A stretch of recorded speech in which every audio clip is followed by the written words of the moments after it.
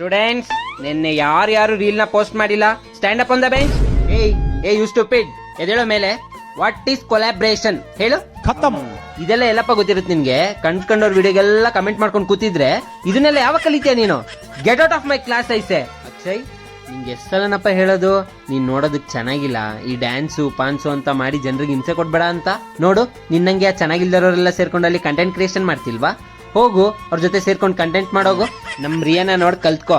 ನಿನ್ನೆ ಮೊನ್ನೆ ಬಂದೋಳಿ ಇವಳು ಗೆಟ್ ರೆಡಿ ವಿತ್ ಮೀ ಮಾಡ್ತೀನಿ ಅಂತ ಚೆಂಗ್ಲಂಗ್ ಆಡ್ಕೊಂಡೆ 1 ಮಿಲಿಯನ್ ಫಾಲೋವರ್ಸ್ ಮಾಡ್ಕೊಂಡಿದ್ದಾಳೆ. ಯಾರೋದು ನೀವಿಬ್ರು ಇಡಿಯಟ್ಗಳ? ಏನ್ ನಿಮ್ದು ಜಗಳ?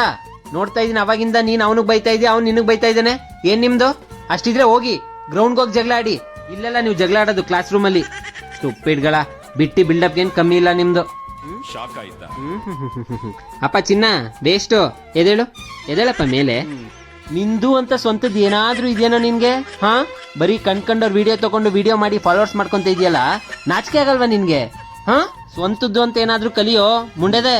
ಆಮೇಲೆ ನೀವು ವ್ಲಾಗರ್ಸ್, ಡೈಲಿ ವ್ಲಾಗರ್ಸ್, ಸ್ವಲ್ಪ ತಿನ್ನೋದು ಹೋಗೋದ್ನಾದ್ರೂ ಬಿಡಿ. ಯಾಕೆ ಜನ ಎದ್ರುಕೊಂತಿದ್ರೆ ನೋಡೋದಿಕ್ಕೆ? ಇನ್ಸ್ಟಾಗ್ರಾಮ್ ಓಪನ್ ಮಾಡೋದಕ್ಕೆ ಭಯ ಬೀಳ್ತಿದ್ರೆ ಎಲ್ಲ ಅದನ್ನು ತೋರಿಸ್ಬಿಡ್ತೀರಾ ನೀವು ಅಂತ. ಬೇಡ ಅಷ್ಟು, ಆಯ್ತಾ? ಸ್ವಲ್ಪ ಅದನ್ನ ತಲೆಯಲ್ಲಿ ಇಟ್ಕೊಂಡ್ ಮಾಡ್ಬೇಕು ನೀವು, ಓಕೆ? ಡೌಟ್ಸ್ ಇದ್ರೆ ಸ್ಟಾಫ್ ರೂಮ್ ಅಲ್ಲಿ ಬಂದನ್ನ ಕೇಳಿ. ಮಾಡ್ಲು ಕರ್ನಾಟಕದಲ್ಲಿ ಒಬ್ರೇನೋ